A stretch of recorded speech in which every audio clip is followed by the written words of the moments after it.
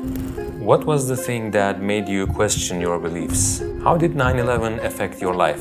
How did your family and the people around you react to your conversion to Islam? I was a missionary. I grew up in a place called the Bible Belt, which there's more churches than there are McDonald's. And he looked at me and he stuck his finger in my face and he says, "You're a Muslim, man." I returned the finger and I said, "No, I'm not a Muslim. My name and that word will never be connected."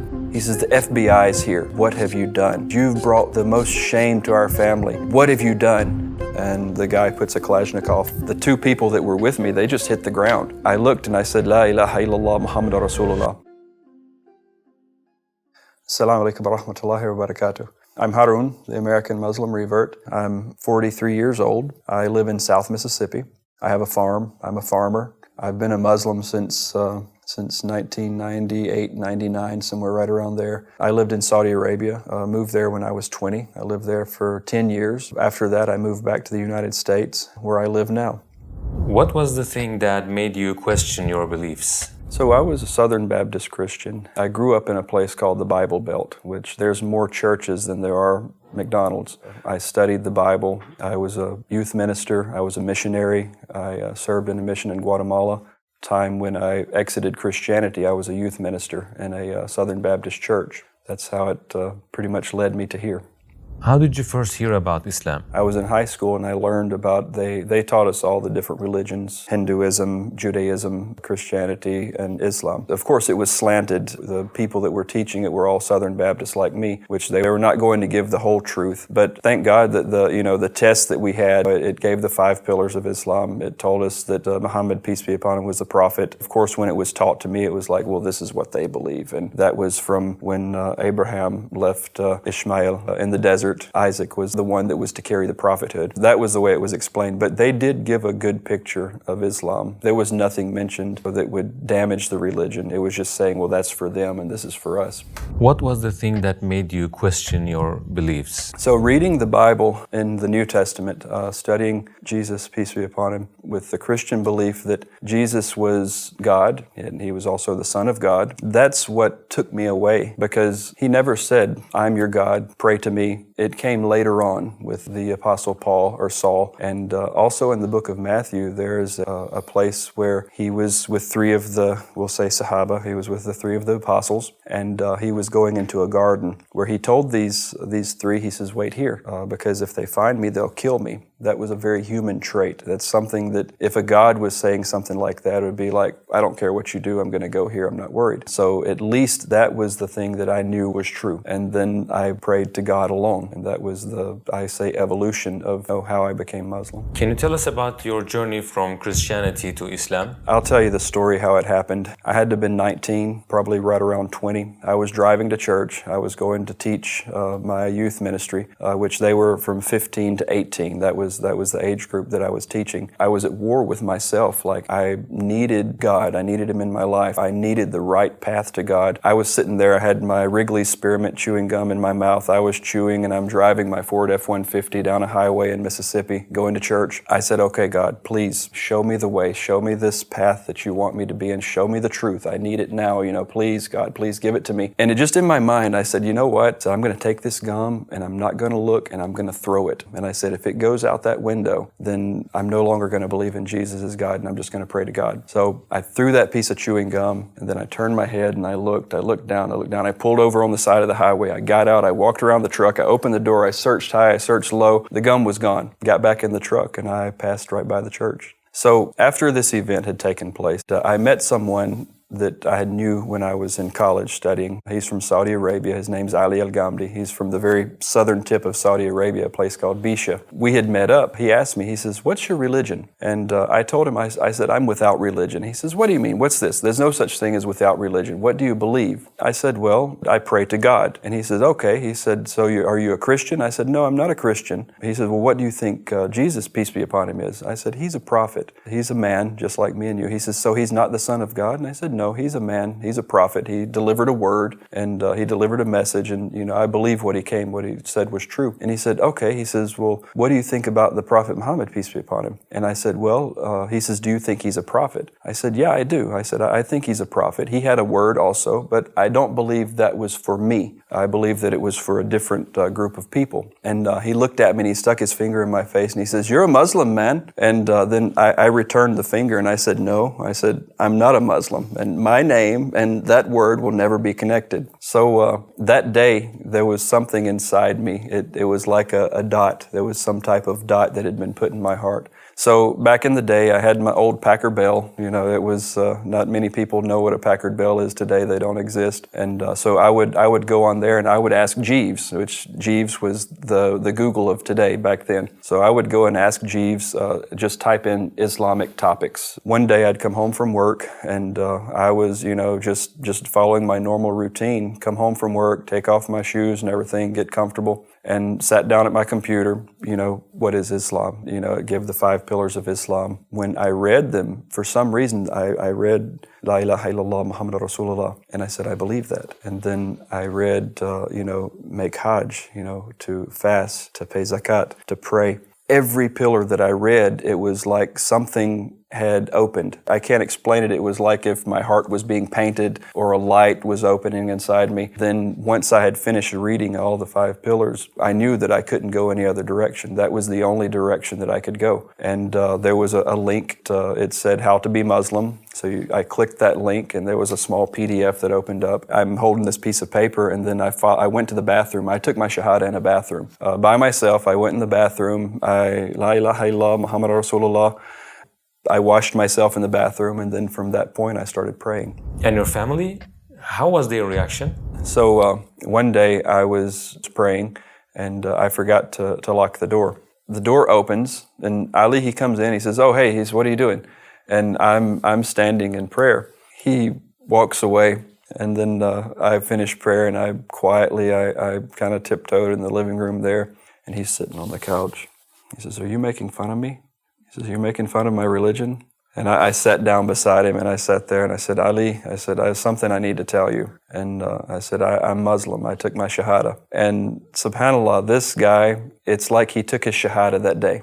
We weren't on the best of paths, in those days. We did things we weren't supposed to. And that day was when this group of all of the Saudi Shabab, it was like they become Muslim. They wanted to be good because they saw me and they wanted to be good examples.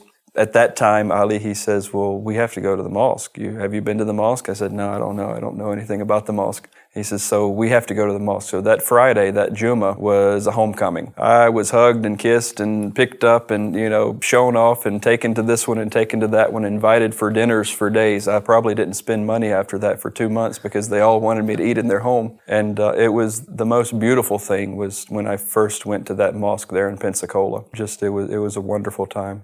So my grandfather had had a heart attack. He was in the hospital, and I had driven back from Pensacola, Florida, where I was living, to be there with him. In the hospitals, we have a waiting room, and there's a telephone there, and there's always someone sitting near that phone answering for all the families for people who are having surgeries. So I was sitting there, and my brothers in Islam knew that I was, my grandfather was ill, and there was a Saudi brother, his name was Muhammad al-Atabi, sitting there, and the phone rings, and my aunt, she's the loudest one in our family, her voice carries for miles.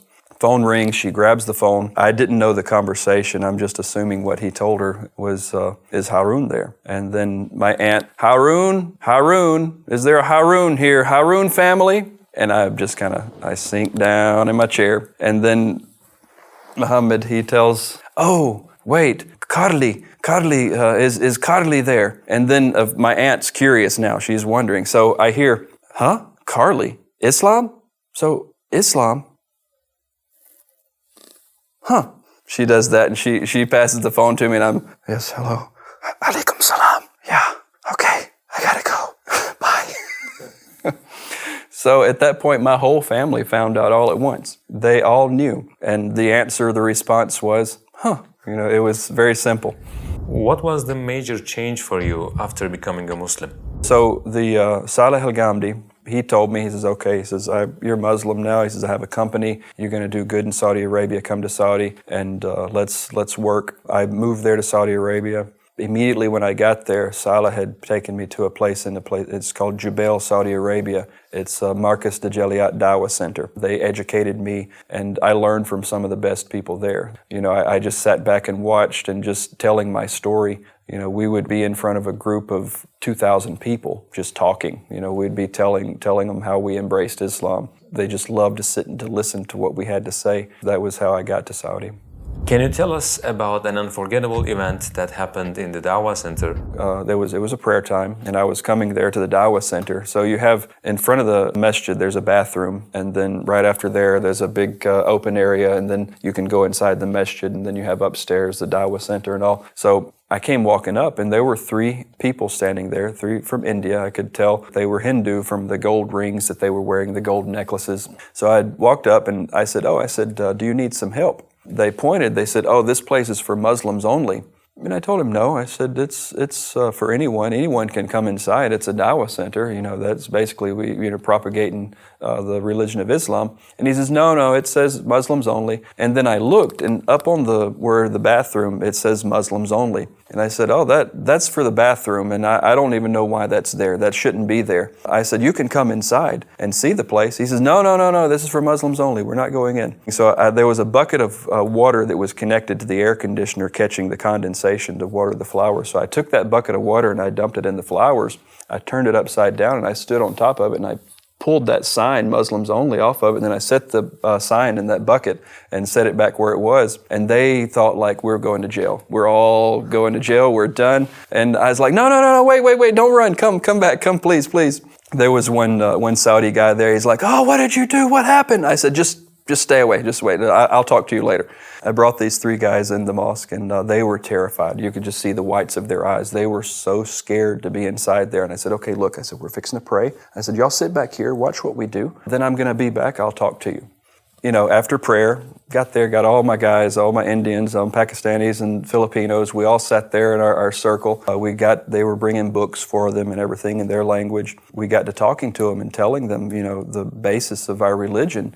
2 of those brothers, they both embraced Islam on the spot. They prayed the next prayer. We went to eat. We ate together. But the third one, he was hesitant, and I felt from him he was there. He knew what we were saying was true, but I felt there was something else holding him back. So about 2 days passed, and I went to his labor camp. And this labor camp is just a bunch of men living in a place, shared accommodations, shared bathrooms, not the best of living conditions. And I went there to him. He was in one room with probably about 5 or 6 other people. They were all Hindu. They were all looking at me, and I'm, talking about Islam and everything. And then they're all looking at him, and they're saying like, what are you doing? So at that point, I knew what was going on with him, is that he was afraid what they were going to say or what they were going to do. So we left that night, took him out to eat and everything, and then he took his Shahada that night. But he said, I can't tell anyone.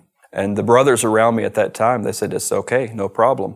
You keep it in your heart until you feel that you're safe, that you can come out and you can tell people. I told him I did the same thing. I didn't know that I wasn't supposed. I felt bad when I embraced and I didn't tell people, because I felt I believed something so strongly that I need to tell it. I was just afraid that I had the same fear that he did. He got the good advice. He got the right way. And that's the first 3. Inshallah, from those 3, you never know. You don't know what's coming from them. It's like a tree. Those 3 could be millions in the future.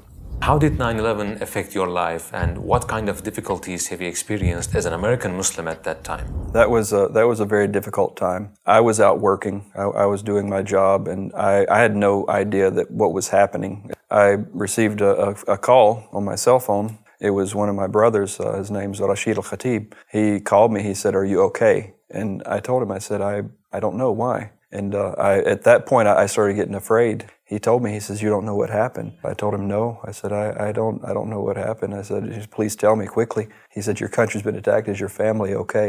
I told him, I said, "No." I said, "I don't know what's going on. What happened?" He says, "The world towers have been attacked, and the Pentagon also has been attacked." And he says, "Where are you?" And I said, "I'm right here at this place." And he drove to me. it was a moment that, there was no sense in it. It was something that happened that was so atrocious that damaged us so greatly. And it was a moment that when he told me, he says, "Are you okay?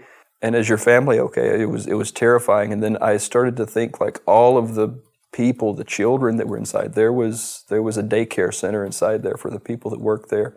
After he took me home. He said, "You're staying with me for a few days." Because we had no idea what was happening. We didn't know where it was coming from. We didn't know what was going to happen next. I received a phone call from my brother, and he said to me, he says, "What have you done?" And I said, "Wait, hold on a minute. What do you mean?" He says, "You've brought the most shame to our family than anything. What have you done?" And I said, "Jamie," I said, "wait a second." I said, "Hold on." I said, "What's happened?" He says, "The FBI's here. They've come here and they're asking questions about you." And I said, "Okay." I said, just rest assured, there's nothing, I've done nothing wrong." He says, "You run away from the United States and you ran to this terrorist group." I said, "Just please calm down." I said, "Give me the telephone number of the FBI agent. I'm going to call them and I'm going to get this straightened out." So what had happened is the FBI agent went to my grandfather that I spoke of earlier. When the FBI agent knocked on the door, hold up their badges to an old man like that with already a pre-existing condition, he had to go to the hospital. They had to rush him to the emergency room because he hit the floor. I got the number of this FBI agent. I called it up and I was infuriated. I was so angry at that point. And I had got on the phone with him and I said, "Yes." I said, "This is Carly Dodrell. I heard that you're looking for me." He says, "Oh yes, Mr. Dodrell, where are you? We've been searching everywhere for you." And I told him, I said, "Well, you being the FBI, if you have any sense, you'll contact the consulate where I'm registered and I'm living here in Saudi Arabia. I'm not hiding from anyone." He says, "Well, we need to talk to you. We've been searching for you and we need to ask you some questions." And I said, "Okay." I said, "But first, if you go to another family member of mine, when I get back to the United States, I will find you. I will come to you where you are at in your office and I will teach you a lesson you'll never forget." He said, "Do you understand you're threatening me?" I said, "Yes, I understand that." I said, "I am threatening you." I said, "You will not go to another family member, friend, or anyone else that is related to me." He says, "Okay, well, we need to ask you some questions." So he starts asking about Al-Ghamdis and he starts asking about all these people. I told him, I said, "Look, let's make a long story short. If any of my brothers are involved and were a part of this thing that happened," I said, "I'm involved as well." He says, "Wait," he says, "Do you understand what you're saying?" I said, "Yes, I understand very well." I said, "We were students, we were workers, we were, sometimes we barely had money to get food that we wanted or, go out and do things." I said, "There's no way that any of them could have had any part in this, what had happened." I said, "Furthermore, it's not even an act of Islam. It's an act of a terrorist, which is not what we are." So the conversation went a little bit farther, but there was one thing for sure, that I didn't want to, harm my family. I didn't want people to think that I was part of this. Yeah, September 11th was not an act of Islam. It's very defined in our religion that if you take the life of any innocent, if you take your own life, you're excluded, you're out. There are some people that have been misguided, that do have evil and hatred, and they are lovers of this life. They're not really followers of our religion, because our religion promotes peace and submission to one God. And it's in the name. Salam is salam, and that's peace. If our religion is named peace, how can it be that this religion is such terrorist and horrible people? If you just go and you follow the teachings and you read the Quran and you read the Sunnah of the Prophet, then you're going to know what this religion is. You cannot take this religion from what one person said or what one website said or what one preacher had published a book about. You need to go and look at it yourself and you will find the truth. But the only way that you're going to have the truth in your heart is asking God to bring it into your heart. You must go and submit yourself, open yourself up to God. If you believe in God, open yourself up and let Him show you the right way. What did you do after going through all these difficulties? Did you return back to the U.S.? So After 9/11, I continued. I stayed in Saudi Arabia. Everyone loved America after September 11th. Everyone was, oh, we feel sorry for America. They supported America. Everyone was all about, this horrible thing that happened. It's a terrible thing. That all changed, and I'll never forget the day the American forces entered Afghanistan. That day, the whole world changed. The whole Islamic community changed. I was coming out of a McDonald's that day. I was working. I came out of this McDonald's, and I have my white shirt and my tie. I'm the white guy there. I stand out. There was a group of kids standing over, and then out of that group of kids, there was a wad of spit came and landed right in the center of my tie. And I looked at that point, and I'd never been spit on before, and I just couldn't believe, such a thing just happened to me. How did I get spit on? At that point, then all these types of things, there was so many attacks that was taking place on Americans, people inside compounds that were being killed. These people, the enemies of Islam, which are the terrorists, they were seeking people out in their homes. I had to be careful at that point. All my friends, they said, you can't go out, you need to stay home, you can't go out in the streets. And at that point, my Arabic was strong enough that once I spoke Arabic, it was hard to convince people that I wasn't an Arab or I wasn't someone from Islamic country. So when we would go out, people would say, oh, hello, hey, how are you? And I would say, ish tuli, ish tabiga, what do you want? They would say, oh, ana asif, inta Ameriki? Or, oh, I'm sorry, I thought you were American. I say, oh, billah, hasbi Allah wa ni'mal wakil. Ana Ameriki? Haram alik. I would say, oh, I'm not American. And then at that point, I protected myself. Where we were waiting for a brother out in the street, there was a Caprice kept circling I saw it one time, two times. I'm always aware of what's happening around me. And especially at that time, this Caprice comes and it stops, and the guy puts a Russian-made Kalashnikov firearm out the window. The two people that were with me, they just hit the ground. And I'm standing there and I'm thinking, like, if he's going to shoot, they're dead. We're all dead. I can't run this way. I can't run that way. I looked and I said, La ilaha illallah Muhammadur Rasulullah. He pulled the gun back inside the car and he says, you're forgiven. And then he drove away. The Shahada, I mean, it's been a protection for me since that day in the bathroom to that day facing a firearm. Is America a suitable place to live your religion for you and your family? A country built on accepting everyone. It's an accepting country. However, the laws and the culture, just like you go anywhere, laws are going to state that, I have the right to practice whatever I want to practice. Culture is a little bit different. We're not really culturally accepted. I've had numerous issues with my children in school, and I've told some people that I'm Muslim, never spoke to them again. I've got friends that, they're in the church and they don't want anything to do with us, and I have lost friends because of that. I can't just go up to someone and tell them that I'm Muslim. I worked for a company one time, and one of the questions that I was going to get promoted. So this promotion, the manager that was there had told me, he said, oh, your religion was in question. He says, we actually discussed your religion, and we didn't know if that it would be okay for you to be put in a position that you're going to be put in. And in America's standard, at that point, I could have owned the company. I could have, they all would have lost their job. They would have sent me a check to, support me for the rest of my life because they said that statement. But when I heard that, it opened up the channel for me to tell them, well, this is what we believe, So I look for the opportunities, and I don't want to damage the religion any farther. You'd be in the news, a Muslim guy gets issued $2 million because he was discriminated against at a job interview. I don't want to damage the religion. I want to take every opportunity that I can to spread the word. And that's what I do. We just have to be careful in the U.S., but it is a place of justice. You don't have to worry. You will always get the justice. You will always be, as far as the law is concerned, but socially, not so much. While I was on my way to the Mosques of America tour, I got pulled over, and one of my headlights just went out all of a sudden. And so when I got pulled over, the sheriff's deputy, there were 3 vehicles. I don't know why there were so many. And so I said, I'm a YouTuber. Do you mind if I video? He says, oh, no, go ahead. You can. So I got the camera out, and I said I was having problems with the video. I think my camera was full, so I went ahead, I just went live. I said, okay, I'm just going to do it live. So I went live, I set the phone on the back of my car, and this police officer, he's coming up, he didn't know, they went and checked everything out. I didn't get arrested, I didn't have any criminal background. He told me, well, you need to fix your headlight, and I said, I will, I'll get it fixed. And he says, I'm curious, he says, I just have to know. And then I knew exactly what he was fixing to ask. I said, okay, here's my door, here's my opportunity. So, all these blue flashing lights in the background, and here I am, the Haroon, the American Muslim revert, fixing to make dawah to a police officer, and 7 or 8 others standing there with firearms and dogs and everything else.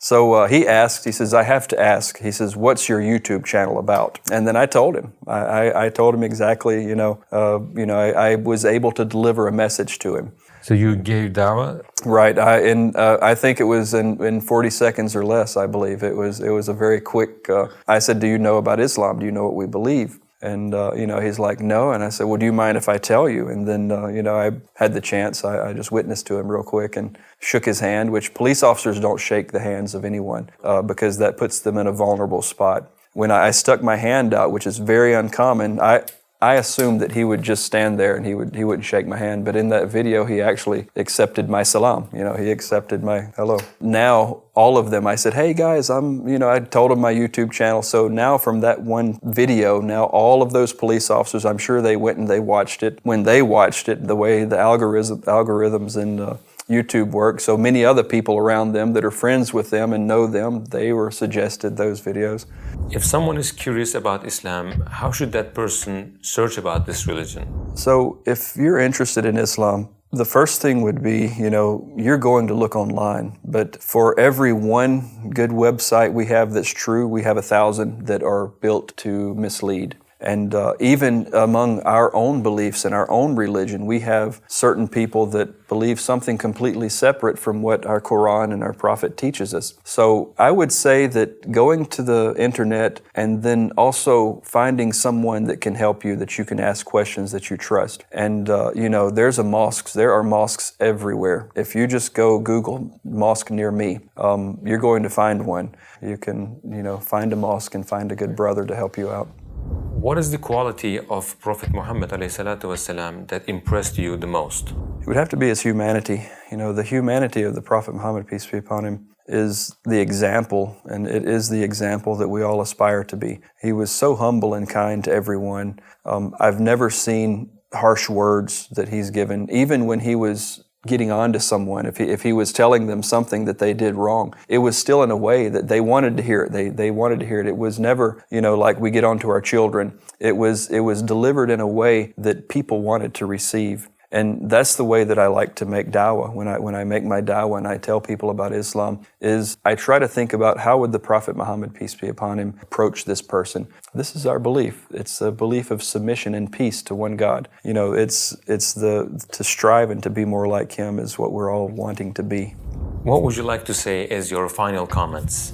So, my final comments is that I've been given so much and I've been rewarded with this wonderful things that I have, and now I want to give myself back. My journey is right now, and inshallah for the rest of my life, is I want to be in mosques, I want to be in dawah centers, I want to be inside your homes from your mobile device to your televisions. I want to be able to be heard, and I want my word, and which is the words of Allah subhanahu wa ta'ala, to be heard throughout the world and to be accepted, inshallah. It was a wonderful interview. Thank you for coming. Alhamdulillah.